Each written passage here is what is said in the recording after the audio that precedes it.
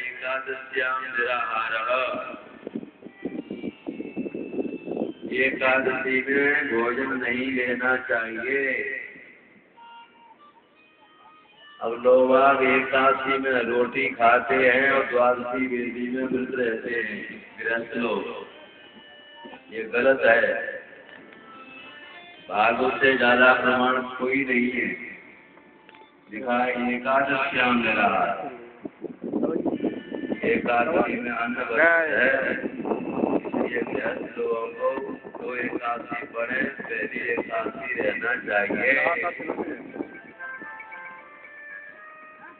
नंद बाबा ने जल्दी रात्रि के 2 बजे यमुना जी में नहाने लेते रहो।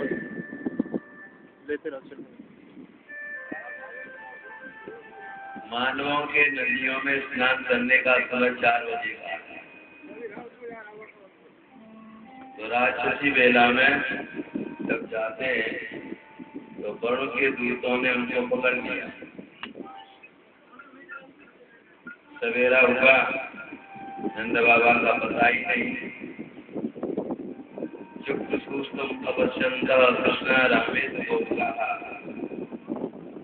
सब रो रहे, बिलख रहे। नंद बाबा कह गए, भगवान कहते घबराइए नहीं, बाबा का पता लगाने जाते। कृष्ण समझ गए। उन्होंने जाकर के यमुना में जल में प्रवेश किया। भगवान वरुणपुरी में जाके पहुंचे।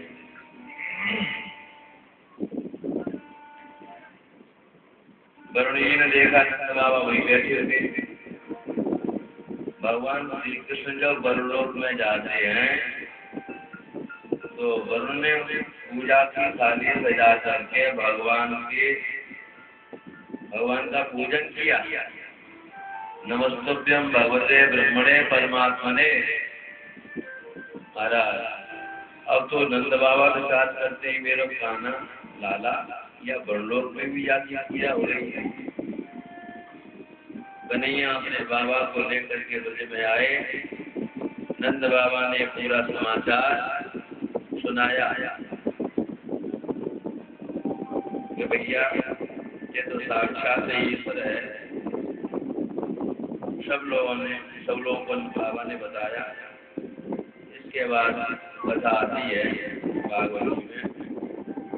भगवान ने गोपांगनाओं के लिए संकेत किया था।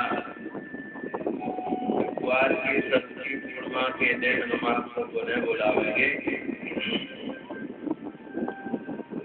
और काम का उद्दीपन करके काम पर विजय दिला करके आपको प्रेमी भक्तों में आपकी गणना प्रथम श्रेणी में होगी।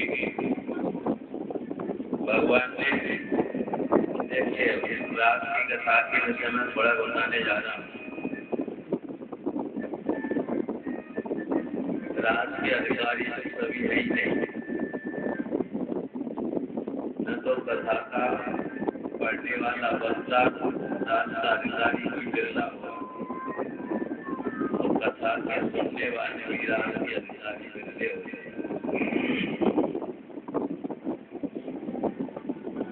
राज की कथा के कहने के पूर्व सुखदेवी ने भगवान शब्द का प्रयोग किया। भगवान सारा सतोत्फुल्ल ने कहा। भगवान करते हैं लीला, लीला होती है निरावरण। जीव करता है क्रिया, क्रिया में होती है आसक्ति। तो भगवान की लीला समझ करके कथा सुनना ये साथ। और कई भगवान की लीला न समझकर प्राकृत पुरुषों की तरह मूल्यांकन करके बैठ गए मन में, तो आपको डायरेक्ट नरक में जाना पड़ेगा। सज्जनों, गीता में भगवान ने स्वयं कह दिया, जन्म कर्म में दिव्य। भगवान का जन्म भी दिव्य है, कर्म भी दिव्य है। इसलिए अपनी तरह मूल्यांकन कर बैठोगे तो घाटे में हो जाओगे। भगवान ने वीक्षरन्तु मनश्चक्रे, इसी शब्द से समझ लेना, भगवान ने गोपांगनाओं के साथ रमण करने का मन किया, लेकिन योग माया में उपासित ठीक नहीं।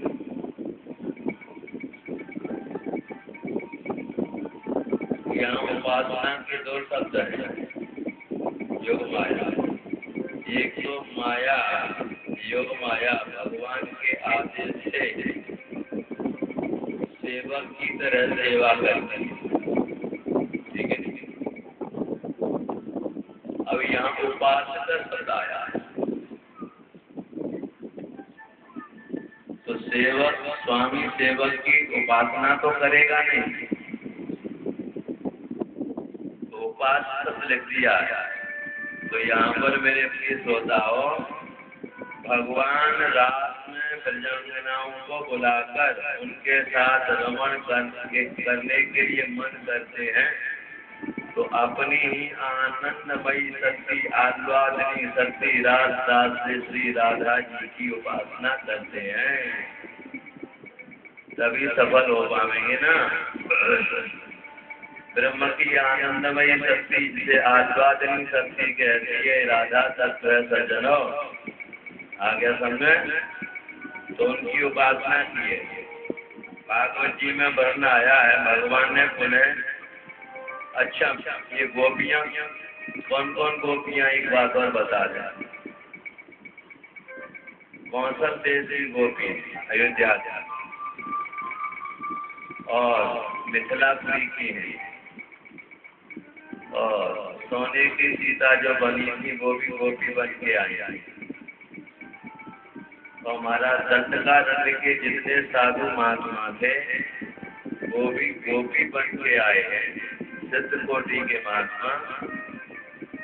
भगवान का अंग संयोग करके उनके अंग स्पर्श करने से अपनी काम और वासना को निर्मूल बनाने के लिए उनके मन में है, हमेशा हमेशा के लिए हमारी वासना निर्मूल हो जाए, कामना निर्मूल हो जाए, वेद बुद्धि निर्मूल हो जाए, इसके लिए वो लालाएंगे। तभी तो भगवान के अंग की कामना कर रहे हैं। हमारे यहाँ गुरु भी अभी शिष्य का आलम्बन करता है। जब गुरु शिष्य को कान में मंत्र देता है तो गुरु अपने शिष्य को अपने हृदय से लगाता है, आलम्बन करता है। आगे तो भगवान अनंग वर्धनम, मैं आपको केवल सार भाव गर्वित कुछ बातें कहकर के आगे बढ़ूंगा।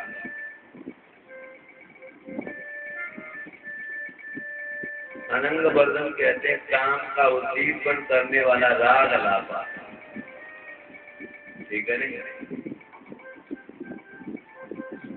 काम का उद्दीपन करके फिर काम को नियंत्रण करना कितनी बड़ी बात है। तो यहाँ पर निशम्य गीतम अनंग वर्धनम, निशम्य गीतम में कामोद्दीपन करने वाला राग अलापा, इस बीज मंत्र के सैतला, ये रह समझिए। भगवान ने बंसी जब बजाई है तो क्लीन बीज मंत्र का उच्चारण किया। ये रहस्य आपने समझा भी नहीं हो। मेरे गुरुदेव ने शंकराचार्य ने मुझे बताया कि भगवान बच्चे पर क्लीन बीज मंत्र के सहित कामोद्दीपन करने वाला राग लाते हैं। अब क्लीन बीज मंत्र तो राधा तत्व कृष्ण तत्व दोनों का समावेश है, तो तत्व ही नहीं। तो क्लीन बीज मंत्र के सहित राग लापा, कामोद्दीपन करने वाला राग लापा, लेकिन साथ में क्या किया, उन्होंने गोपियों के मन को खींच लिया।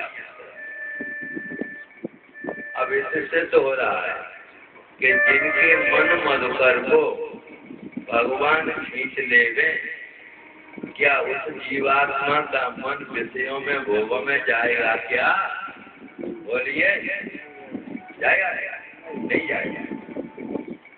अब इसी श्लोक से सिद्ध हो गया खराब लेकिन आज भगवान की बंसी को सुन करके प्रजांगनाएं जो जैसे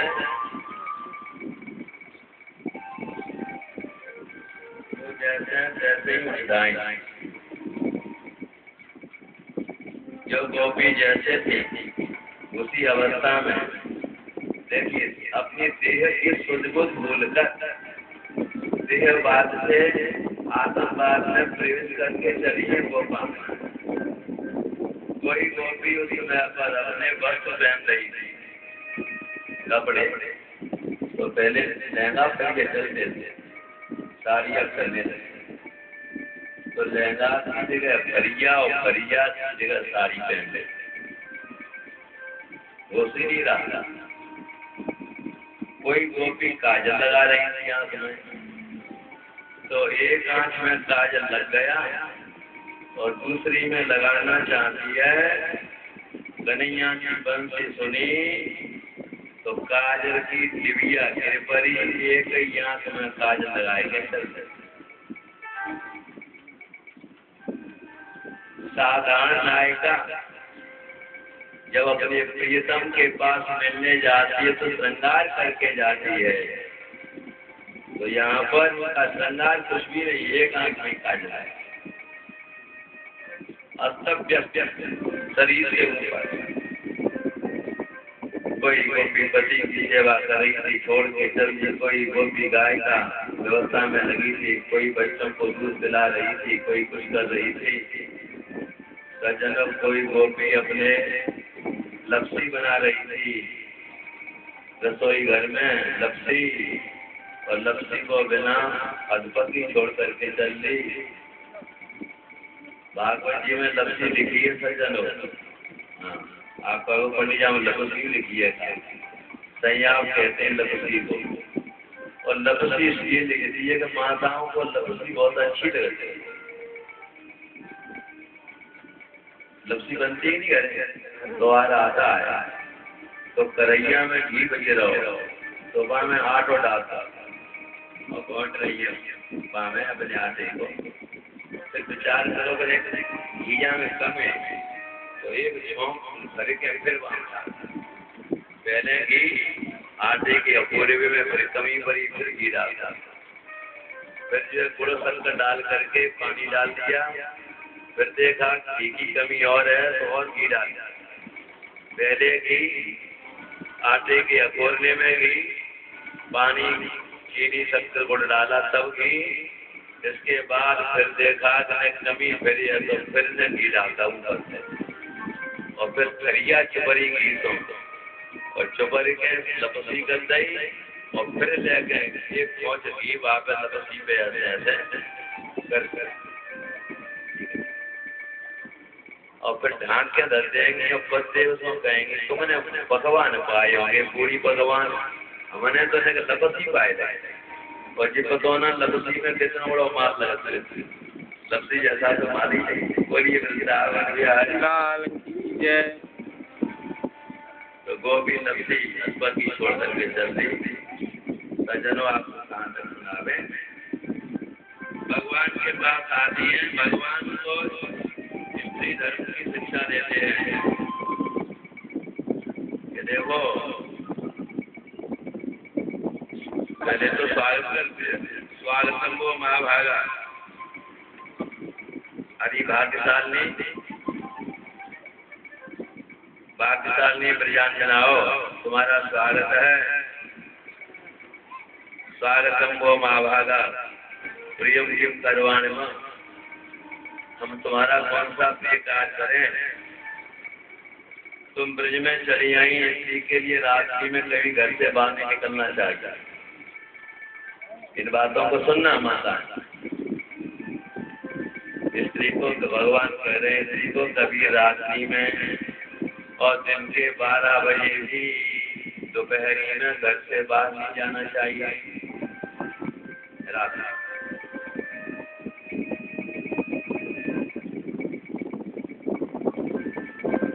देखो, तुम्हारे माता पिता, तुम्हारे बेटा, तुम्हारे पति तुमको ढूंढ रहे होंगे, जाओ जाओ, उनको भय में क्यों डाल रही हो?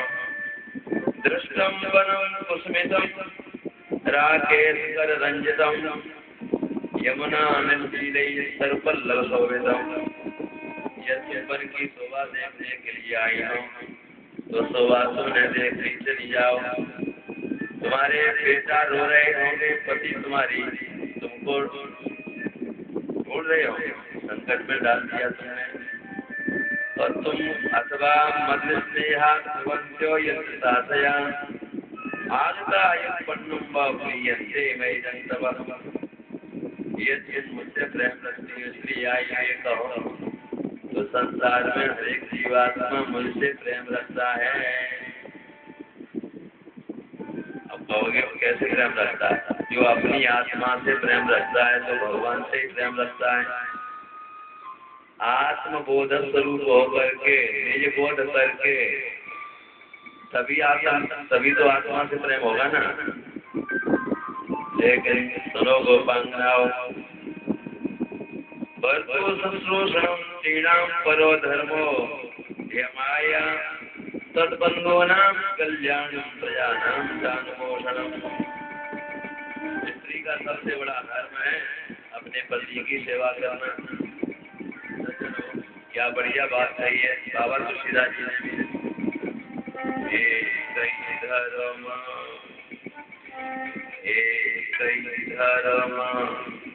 एक व्रत काय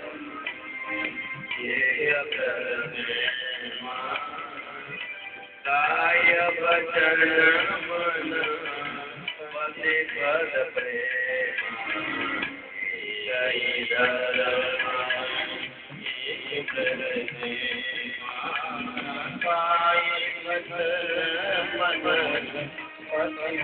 प्रेम कोई बात नहीं के लिए। और लिखा दुशीलो दुर्भगो वृद्धो जड़ो रोग धनो पिवा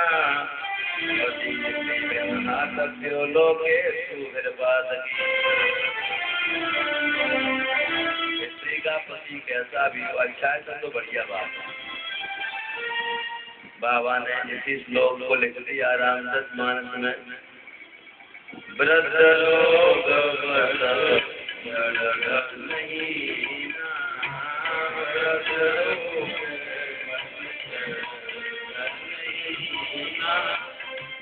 अंध बधिर रोधी दीना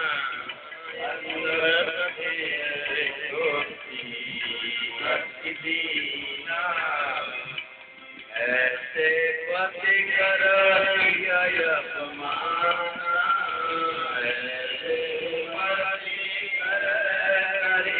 अपमान नारी पाव जमपुर लोकना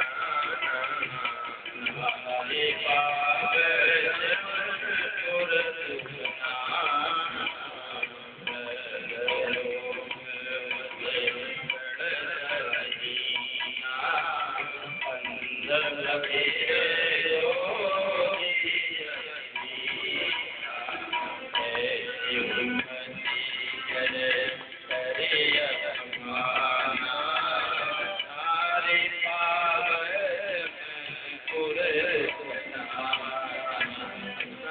कैसा भी हो, दूल्हा हो, लंगड़ा हो, बहरा हो, अंधा हो, कोड़ी हो, कलंकी हो, कैसा भी हो, अच्छे पति की बात नहीं लिखी है। कैसा भी पति हो ऐसे पति का भी अपमान नहीं करना चाहिए।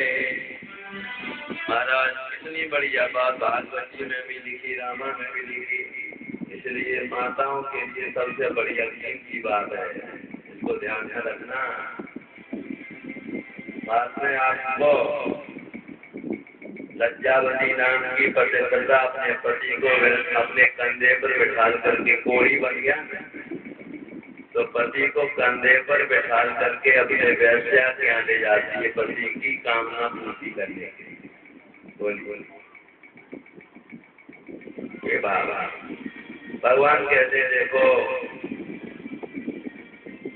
गोपियों का सबसे बड़ा धर्म है पतिव्रता। एक पतिव्रता स्त्री का पति जो है यज्ञशाला में थका मांदा, हवन करते करते उसे निद्रा आ गई, पत्नी की जंघा पर शीश रख करके सो गया।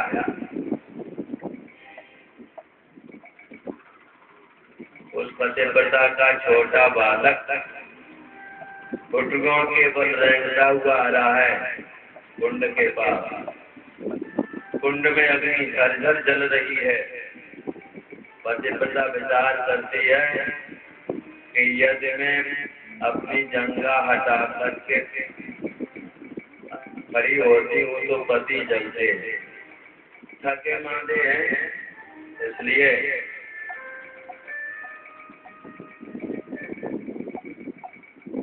पति जल जाएंगे, मेरा पतिव्रत धर्म भंग हो जाएगा। नहीं, यदि हटाती हूँ तो मेरा बेटा कुंड में गिरता है, जल जाएगा, क्या करूँ? तो पतिव्रता कहती है, भगवान बता रहे हैं गोपियों को, पतिव्रता ने कहा कि धर्मो रक्षित रक्षित, धर्म पर हम चलेंगे तो हमारा धर्म ही हमारी रक्षा करेगा।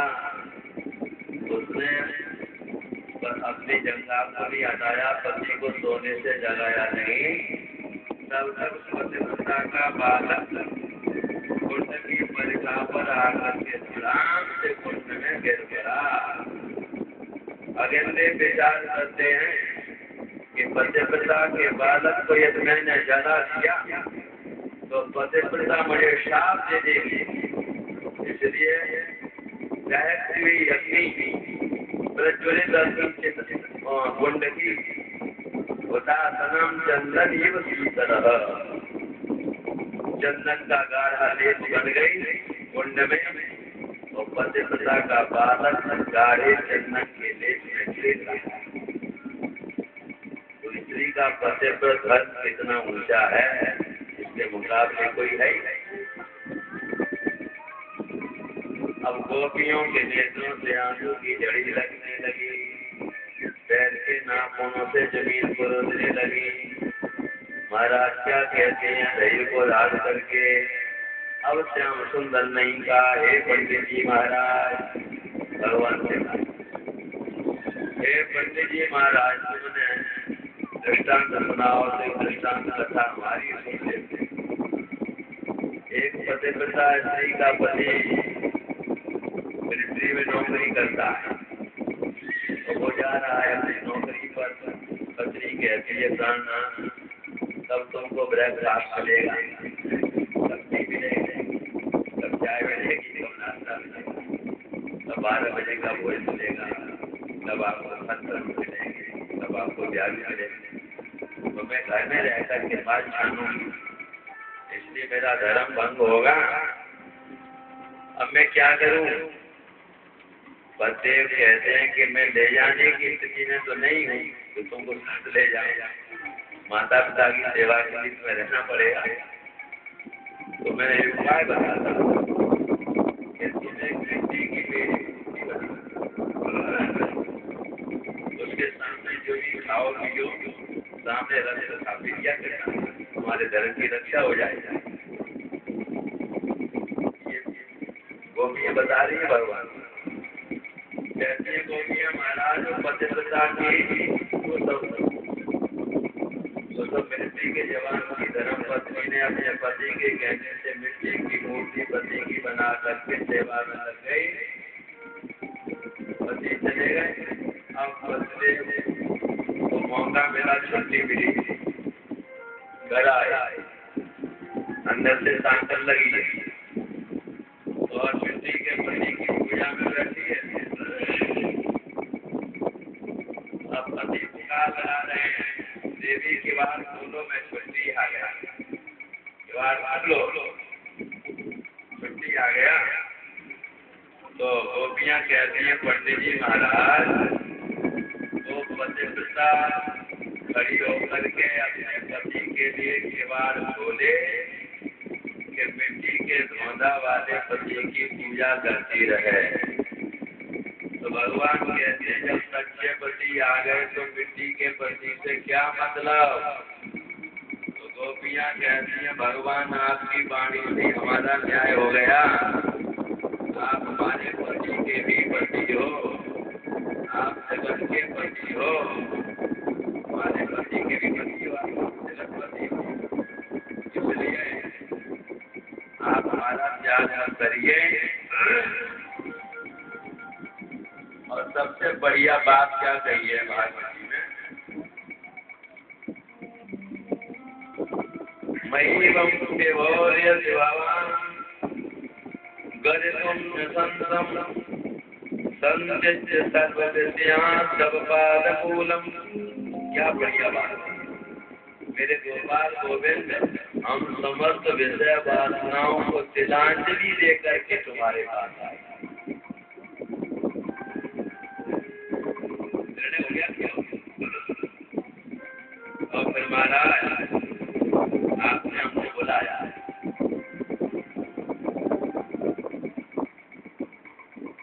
मैं तो सोई रही थी,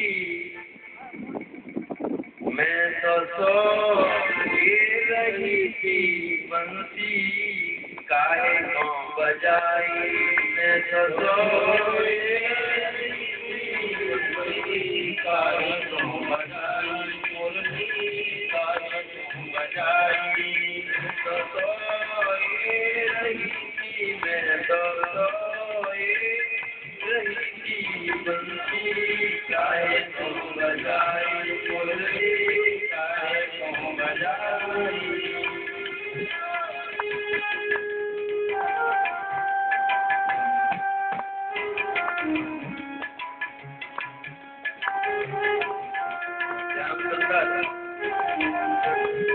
मैं तो पथ सेवा में लगी रही, पथ सेवा में लगी रही, मुरली काहे को बजाई, बंसी काहे को बजाई, मैं तो अचन आज रही थी, मैं तो अचन आज रही थी, मुरली काहे को बजाई, मैं तो अंगना दीप रही थी, मैं तो अंगना दीप रही थी, मुरली काहे को बजाई, मैं तो सोई रही थी, मैं तो सोई काहे को बजाई।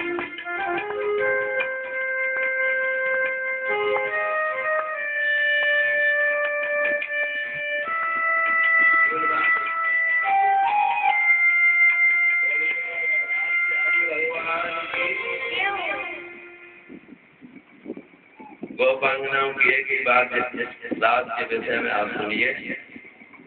दो बातें हैं पूरे भागवत का दास कथा का। पहली बात तो ये है कि जिनकी गोपियों के मन मधुकर को भगवान पकड़ लें तो भगवान किसी जीव को विषयी तो बनाते नहीं, ठीक है नहीं। तो जिनका मन मधुकर गोविंद ने खींच लिया। दूसरी बात गोपियां स्वयं अपनी वाणी से कहती हैं कि सर्व विषयां सब पाद मूलम, सारे विषय वासनाओं को तिलांजलि देकर आपके कमलवत चरणों में हम आएंगे। ठीक है नहीं? ये बात बात हो गई और भगवान भी निरंतर हो जाते हैं। इसके बाद में रात की कथा का कार्य है।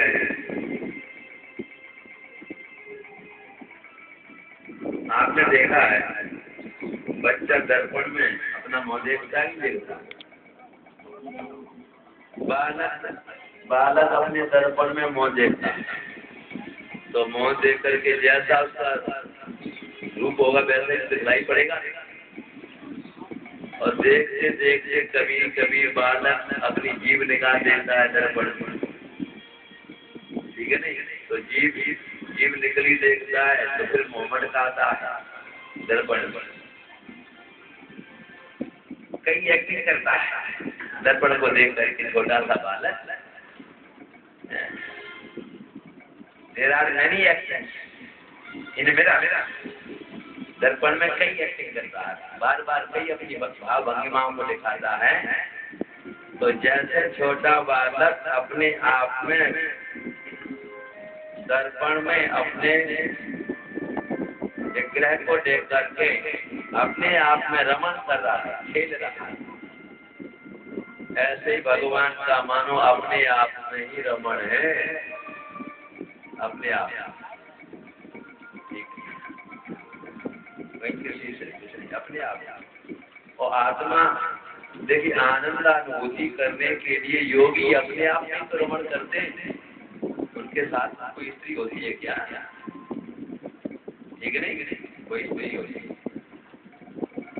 इसलिए वो लिंग भेद होता है।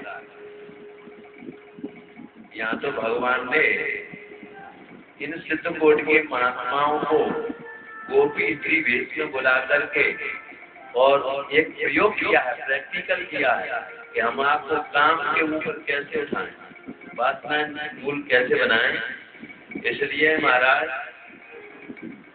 ये रात भगवान का काम पर विजय और दिव्य विहार है। श्री कृष्ण है आत्मा, आत्माकार वृत्तियां श्री राधा और शेष आत्मा विलोक वृत्तियां गोपियां हैं। उनका धारा प्रभाव से निरंतर आत्मरमण ही रास है, ठीक है नहीं?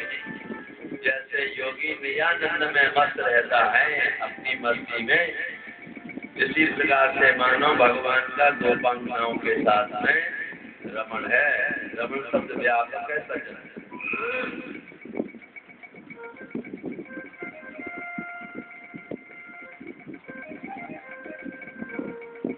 ये है राज की भूमिका में। और राज शब्द की व्युत्पत्ति बताऊं, रसो वही सह।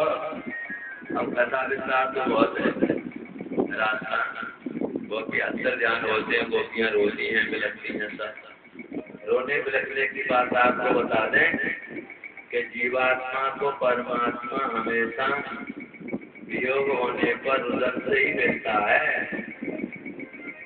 कबीरा हंसना सीख दे रोने से कर और बिन रोए नहीं पाइया प्रेम प्यारा। जितने प्रेमी जन भक्तजन हुए हैं वो अपने प्रभु के लिए आंसू बहाते हैं। और वियोग की अवस्था विक्षोभ की अवस्था में अंतर होता है। अज्ञान की भूमिका में विक्षोभ है और ज्ञान की भूमिका में वियोग शब्द है। और वियोग शब्द में हमेशा प्रियतम का जीवात्मा और परमात्मा का हमेशा मिलन होता है। सज्जनों, वियोग उपसर्ग है, योग माने मिलना जोड़ना, तो जीवात्मा परमात्मा का अभेद मिलन रहता है। सज्जनों, वासना से निर्मूल होकर के लिंग भेद को समाप्त करके ये है भगवान का रसो वही सह। ये रसम भगवान श्री कृष्ण तो तुम्हारे भीतर रमण कर रहे हैं ना, चाहे स्त्री के बीच स्त्री हो चाहे पुरुष हो, अंदर तो रसम कृष्ण ही है ना, ठीक है नहीं? इसलिए आपने देखा पार्वती के अर्धनारीश्वर आधे में पार्वती जी आधे में शिव जी। अर्धनारीश्वर का मतलब क्या? यही तो मतलब है। दोनों शब्दों के एक शब्द हो जाने पर सज्जनों लिंग भेद समाप्त हो जाता है।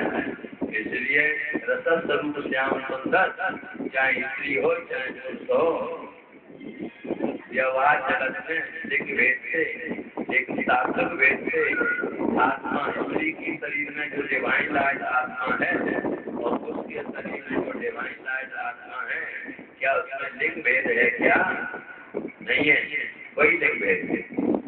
इसी प्रकार से लिंग भेद की परिधि से ऊपर वासना की निर्मूलता, अपने आप में निजानंद में मग्न होना, जीवात्मा परमात्मा में अपना तादाद जोड़ देना, अथवा उनके स्वस्थ सामने से अलौकिक जगत की भूमिका में और अपने आप को परमानंद में निमग्न कर देना, यही महाराज है सज्जनों भगवान गोपियों का कृष्ण का। बोलिए वृंदावन बिहारी लाल की।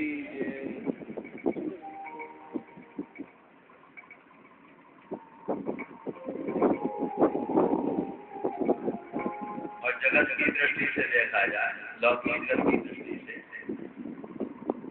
प्रेम यदि ज्यादा यदि ज्यादा हो जाए ज्ञान है दूर रहने हो जाए ज्ञान है दूर रहने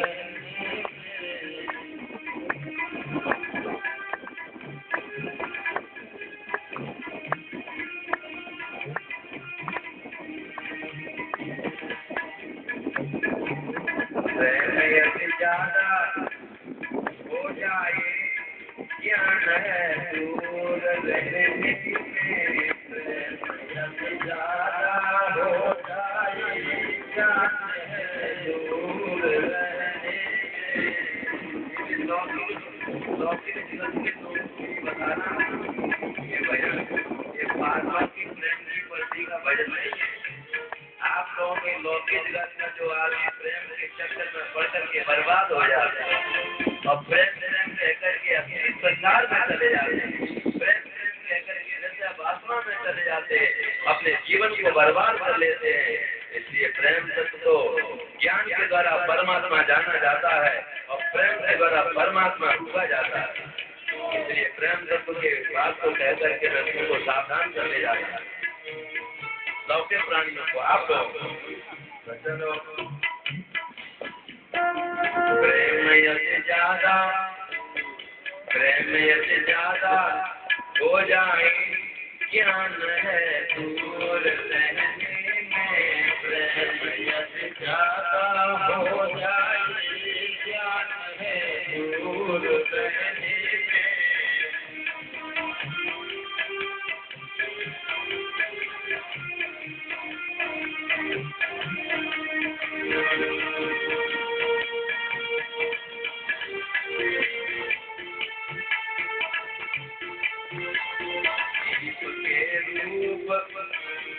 सुनना दीप के रूप का आशिक दीप के रूप का आशिक पतंगा दौड़ कर आया दीप के रूप का आशिक पतंगा दौड़ कर आया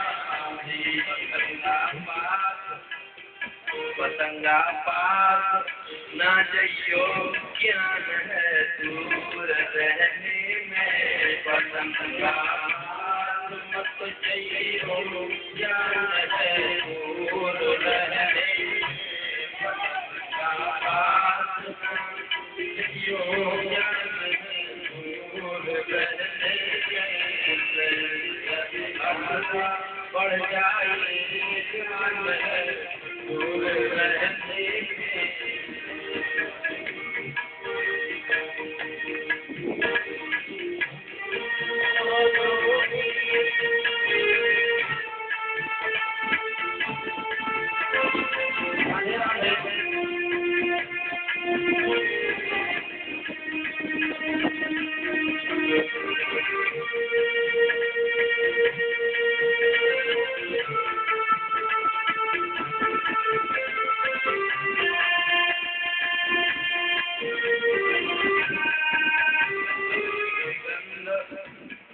कमल की गंध डालोगी हमरवा दौड़ कर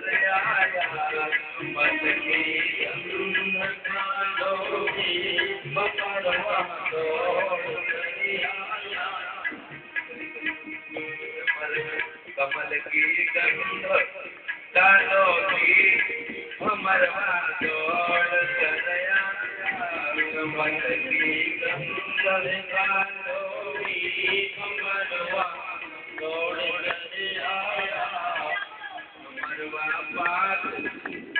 हमरवा पाप मत जइयो ज्ञान है दूर रहने में हमरवा पाप मत जइयो ज्ञान है दूर रहने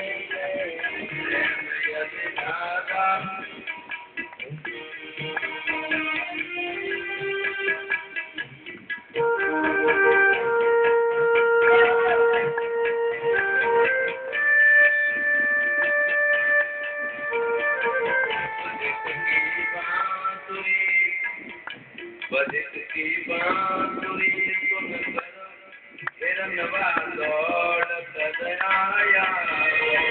की बांसुरी सुनकर हिरनवा दौड़ कर आया। हिरनवा पास मत जाइयो ज्ञान है दूर रहने में।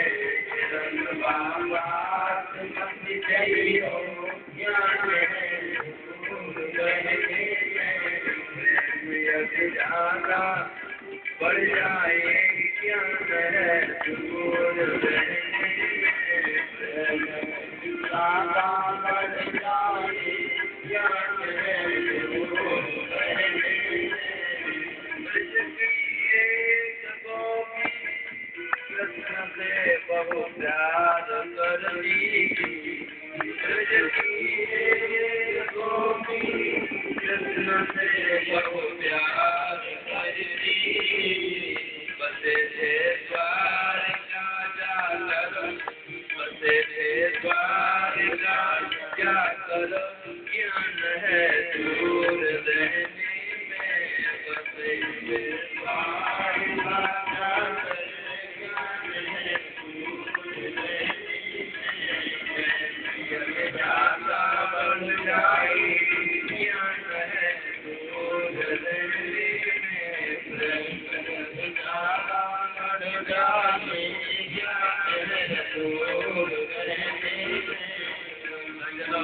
ये भजन मैंने इसलिए सुनाया है, प्रेम प्रेम कह करके लोग अपने का पतन करते हैं। और प्रेम की पराकाष्ठा तो बहुत ऊंची है। प्रेम तो भगवत स्वरूप है न जनो। आजकल तो मैंने राग के संबंध में अपने जीव, जैसे मैंने 10 श्लोकों की रचना की है राग के विषय में, 3 श्लोकों को जो निचले श्लोक है उनको सुना रहा है। कुंजस्तरे नित्य सखा प्रवेश निकुंज मध्य ब्रज सुंदरीणाम। दादा रानी की कृपा हुई तो मध्य रात्रि में मैं पढ़ रहा था भागवत, रात्रि के 12 बजे। उस समय पर सूर्य जी कृपा से मेरे भाव निकले, वो लिखे कुंजस्तरे नित्य सखा प्रवेश निकुंज मध्य ब्रज सुंदरीणाम। निवृत्त निकुंजे सखी प्रवेशा राधा माधवयो नित्य निकुंजे। भगवान की योग माया ने रास मंडल बनाया है ना, तो कुंज निकुंज निवृत्त निकुंज और नित्य निवृत्त निकुंज। कुंज में भगवान के ग्वालों का भी प्रवेश है कृष्ण के साथ, और निकुंज में बुद्ध की अनंत यूथ की गोपांगनाओं का प्रवेश है। और नित्य निवृत्त निकुंज में भगवान की 8 सखियों का प्रवेश है। और नित्य निवृत्त कुंज में केवल राधा और कृष्ण ही है, और राधा ही कृष्ण है, कृष्ण ही राधा है। वहाँ लिंग भेद नहीं है। इसलिए ये श्लोक मैंने 4 खंडों के आधार पर लिखा था। और रास शब्द को लिखा था रसपूर्ण रास षट धातु युक्ता। रास शब्द की विस्पत्ति 6 धातुओं से इसकी उत्पत्ति होती है। रसपूर्ण रास षट धातु युक्ता षडैश्वर्य युक्ता यथैव कृष्ण। जैसे भगवान के 6 ऐश्वर्य होते हैं ना, ऐसे रास शब्द भी 6 धातुओं से इसकी उत्पत्ति होती है। रसपूर्ण रास षट धातु युक्ता षडैश्वर्य युक्ता यथैव कृष्ण। सरास ज्ञानी रसरास वक्ता कृपा साध्य साध्यात् केवल किशोरी।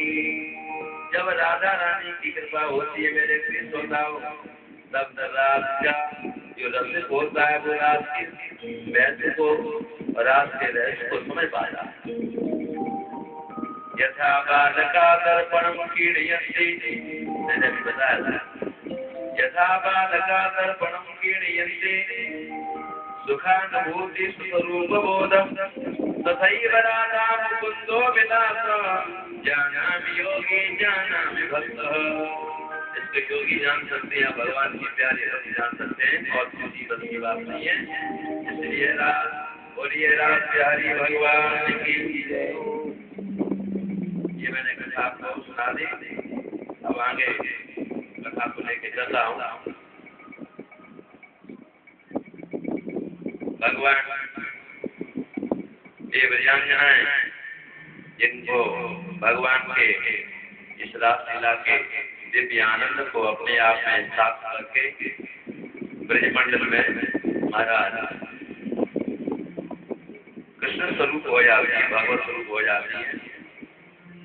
इसके बाद में महाराज कन्हैया ये हमारे नाथ बाबा जाते हैं कहाँ? कंस के पास। और कंस के पास में जा करके कंस को जैसे देखा नाथ बाबा ने, यहाँ इस समय तो बड़े सिंहासन में बैठा हुआ है, सामने जैसे जाते हैं उधर कंस ने क्या किया कि एक जो है बड़ा भयंकर राक्षस जिससे कहा ब्रज में जाकर के राम श्याम को दोनों को मारने जाओ। अपने षड्यंत्र में कभी नहीं छोड़ रहा है। तो ये जो है राक्षस बैल का रूप बनाकर, बैल का रूप इसलिए बनाया कि बैल को मारेंगे नहीं, बछड़े को मारेंगे नहीं, बछड़ा बना के हो जाए। आकर के बड़ा भयंकर सिंहों से पृथ्वी को खोलता है, गर्जना करता है। महाराज भगवान के सामने आ करके भगवान ने उसके सिंह पकड़ करके महाराज इसको धड़ाम से पृथ्वी पर दे मारा। इसके प्राण पखेरु उड़ गए, असली रूप में आ गया। रक्त बमन करता हुआ गिर पड़ा। देवता फूलों की वर्षा करते हैं। इस प्रकार से सुखदेव जी कहते हैं कृष्णेन हते दैत्य हते नारदः। इस दैत्य के मार देने के बाद नाथ बाबा कंस के दरबार में जाकर के पहुंचे। कंस खड़ा हो गया, सुखदेव आइए आपका स्वागत है। तो कहा कि कंस हम तुम्हारे कल्याण के लिए आए हैं, ध्यान से सुनो। अब तुमको हम खुलासा कर रहे थे।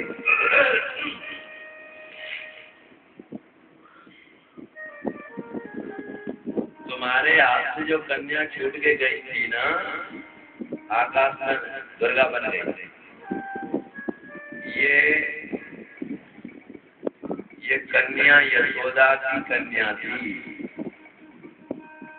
ये योग माया ने यशोदा के यहाँ पर कन्या के रूप में जन्म लिया था, जो तुम्हारे हाथ से छूट करके दुर्गा बन गई। और जो ब्रज में बाबा के यहाँ कृष्ण नाम को छोड़ा है ना, ये देवकी के 8वें गर्भ का बालक है। बलदेव जी रातों रात जो है या कृष्ण को नंद बाबा के मित्र हैं, उनके घर जा करके पहुंचा दिया। और योगमाया जो कन्या के रूप में थी उसको लेकर के मथुरापुरी के कारागार में आ गए, जो तुम्हारे हाथ लगी।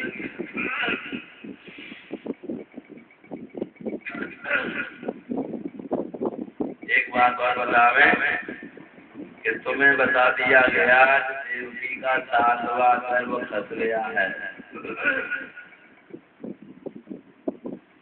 देवकी का 7वां गर्भ खसा नहीं था। योग माया ने देवकी के 7वें गर्भ के बालक को निकाल कर और नंद बाबा के यहाँ रहने वाली बलदेव की पत्नी रोहिणी के गर्भ में रख दिया था पैदा होने के समय। और तुम्हें बता दिया क्या खस गया है।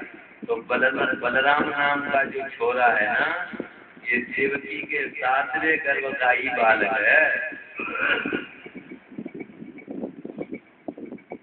बात कही तो प्रचलित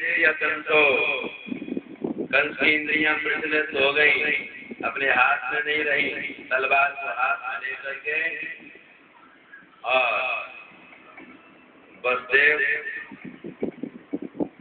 देवकी को मारने की तत्परता। नाथ बाबा कहते बड़ा पगला है, मूर्ख है, इनके मारने से क्या होगा, इनके मारने से कुछ नहीं। उनके बाद बताते हैं इनको मत मारो।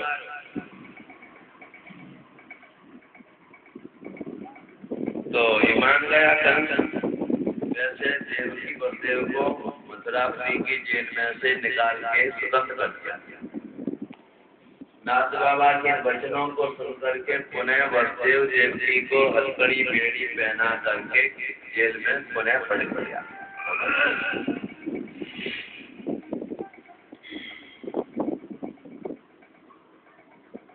नाथ बाबा ने एक बात और कही, देखो इनके मारने से काम नहीं चलेगा। तो राम श्याम नाम के तो जो बालक हैं, ये देवकी के छोरा हैं, तुम करो अपने मथुरापुरी में शिव जी का यज्ञ। वह यज्ञ में तुम भांजे ने बुलाए लाए,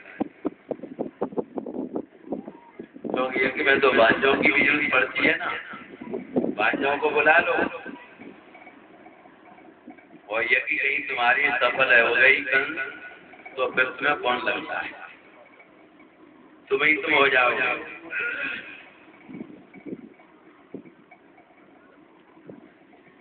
ये सलाह परामर्श दिया। अच्छा ठीक है गुरुदेव। नाथ जी श्रीमन नारायण नारायण कह करके वहां से अंतर ध्यान हो गए। अब तो कंस ने उसी समय पर असुर का हाथ अपने हाथ में पकड़ लिया और कहता है आपके समान हमारा हित करने वाला भोज वंश में कोई नहीं है। आप नंद बाबा के ब्रज में जाओ, वहां जाकर के राम श्याम को दोनों को लेने के लिए उनको सारी बात बता देना और उधर मंत्रिमंडल को अक्रूर जी तो सबसे ही बात कह दी, जाओ सवेरे राम श्याम को लेने के लिए। और इसने अपने मुष्टिक जानूर सल दोसल नाम के जो 4 पहलवान बड़े तगड़े थे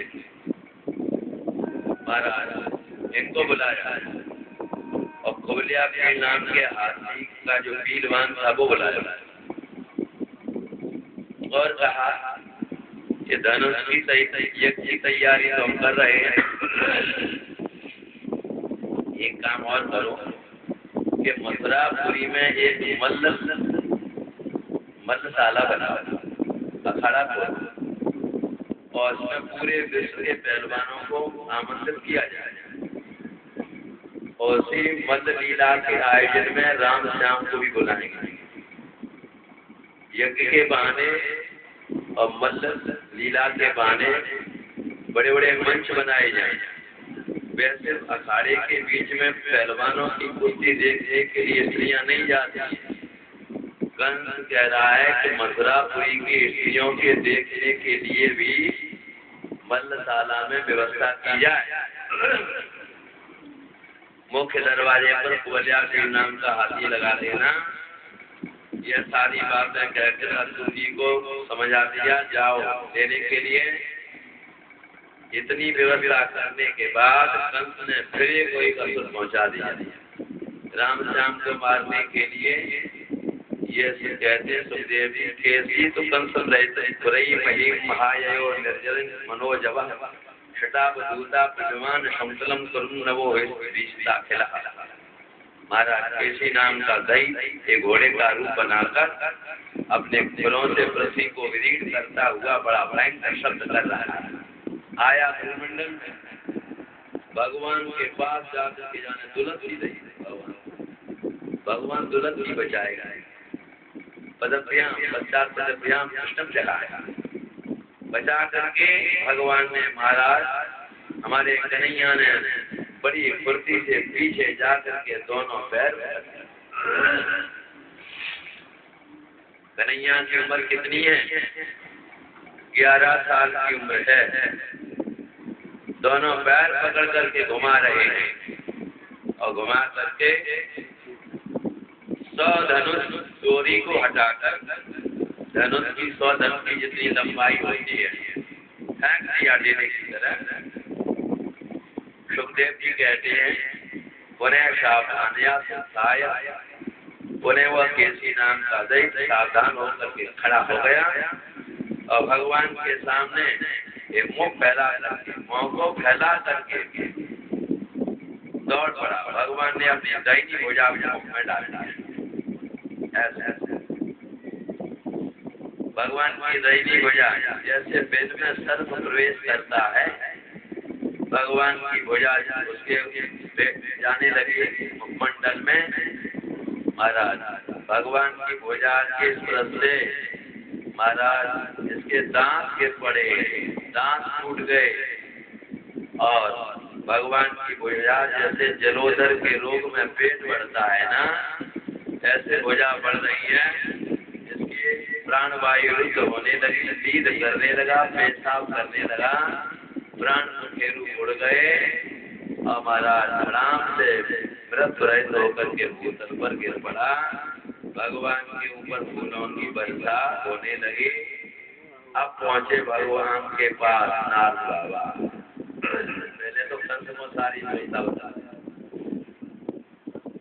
अब पहुंचे जहाँ करके देवनाथ भगवान की प्रार्थना करते हैं, तुम आत्मा सर्वभूता नाम वेदो ज्योतिर्वैदिशा गूढ़ो गुहास्य साक्षी महापुरुषीश्वर। प्रभु आप ही जगत की आत्मा हो, आप अपनी माया को स्वीकार करके जगत में आप ही विविध रूपों से भाषण हो रहे हो, आप सबके साक्षी हो।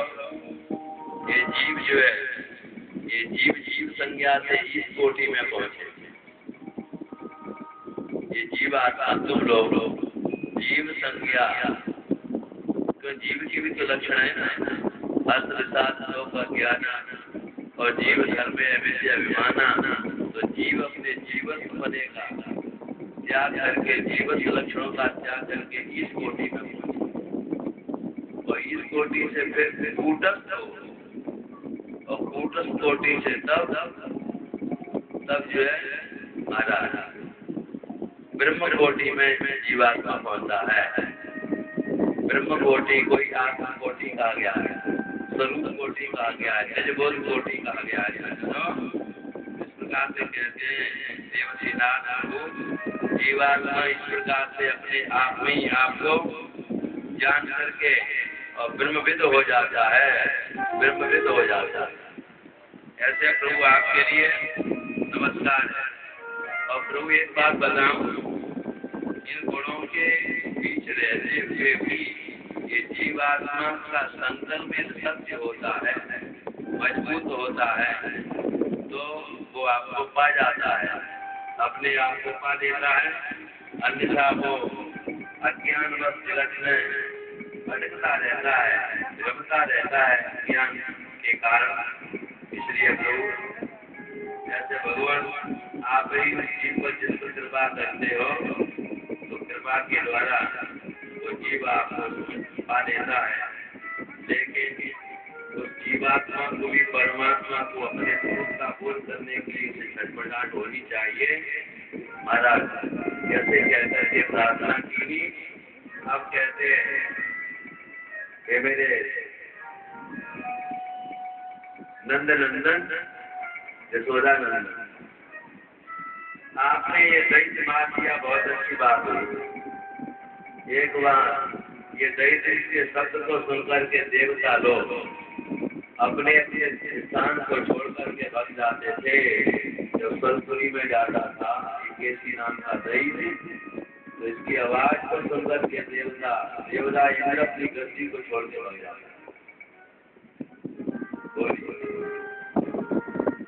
आपने से मार दिया, बहुत अच्छा काम किया। लेकिन महाराज एक बात सुनिए, अब आप जो गोपांगनाओं के साथ, गोपियों के साथ, बाल गोपालों के साथ में ब्रज में जो लीलाएं की हैं, आपने जो बंसी बजाई है, ये तो रस प्रेमी भक्तों के लिए आपने आह्लाद प्रबोधित किया है महाराज। इस लीला से जो अधिकारी थे वो इससे धन्य हो गए, उनको आपने धन्य बना दिया। लेकिन महाराज मैं आपको सावधान करने के लिए आया हूँ, आप दुष्टों का संहार करने के लिए भी तो आई हैं, इसलिए बंसी बजाना बंद कर दो। अब तो शंख की ध्वनि के द्वारा जो है शत्रुओं के हृदय विदीर्ण कर दो। अपने अवतार के प्रयोजन को समझिए महाराज। तो प्रभु आपके विवाह भी देखना चाहते हैं और भी लीलाएं आपकी देखेंगे। नाथ बाबा भगवान कृष्ण से ऐसे तो सावधान करके चले जाते हैं। अब सवेरा हुआ, अब मुझे रथ को लेकर के चल दिए मथुरापुरी से गोकुल के लिए। रास्ते में विचार करते मैंने ऐसे कौन सी तपस्या की नहीं, आज मैं कन्हैया के दर्शन करूंगा। मुझे ऐसे विषय के लिए भगवान का दर्शन पाना बड़ा मुश्किल था। मैं तो समझ रहा हूँ कि मेरे पुण्यों का प्राकट्य हो गया। कंस ने मुझे चैन दिया राम श्याम के रहने के लिए, आज मेरे पाप नष्ट हो गए। कंस ने बड़ी कृपा की।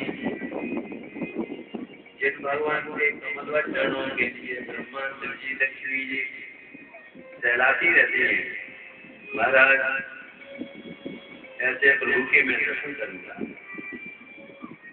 जिनके चरण कमल कमला के, जिनके चरण कमल कमला के, बरतन से न संभलते देखा। उनको ब्रज करील कुंजों में, कंटक पथ पर चलते देखा। प्रबल प्रेम के बाले पढ़कर प्रभु का नियम बदलते देखा। तो अपना मान भले ही चल जाए, पर जन का मान न टलते देखा। ऐसे प्रभु के दर्शन करूंगा। जिन चरण की पादुका भरत रहे मुरलाए, पद आज बिलो सो जाए।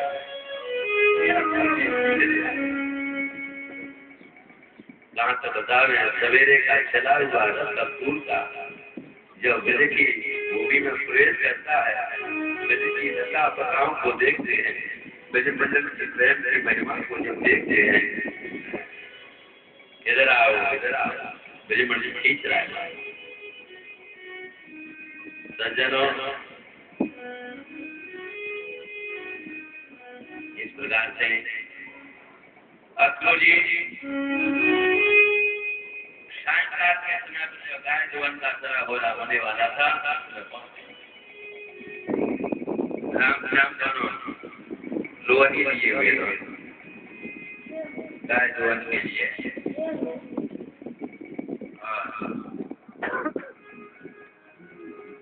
भगवान के चरण के चिन्ह बाजू में जब देखे तो अक्रूर जी ने रथ से कूद करके उस चरण रज को अपने वह बाजू में वह रज में लोट लोट हो गए। अक्रूर जी रथ को लगाते हैं।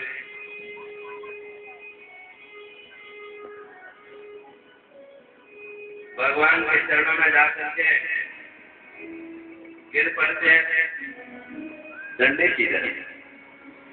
भगवान ने अपने चक्रांकित हाथ के द्वारा अक्रूर जी को उठा लिया, हृदय से लगा लिया और कहते चाचा तुम चलो घर के लिए चलिए।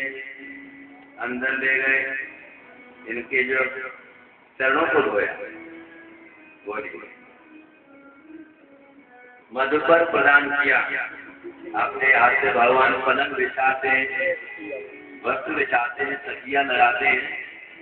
महाराज इनको लेटाया, सुखदेव जी कहते हैं राजन परीक्षित, भगवान की प्रसन्नता हो जाने पर प्राणी को क्या नहीं मिल जाता है। सारी बात बता दे बाबा नंद के लिए।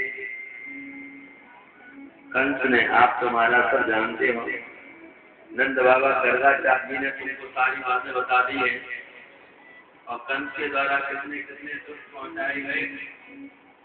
राम श्याम ने सबका वध कर दिया। इसलिए बाबा नंद आप तो निश्चिंत ही रहिए और राम श्याम को मथुरापुरी में अब कंस बुला रहा है। उसकी यज्ञ तैयारी है, वनशाला का आयोजन है, बुलाया है। नंद बाबा समझ गए कि हाँ ठीक है, लेकिन मैया का हृदय तो बड़ा। यशोदा ने जब बातचीत करते देखा गुरु जी को, क्या कहते हो तू, क्या हमारे राम श्याम को बुलाया है?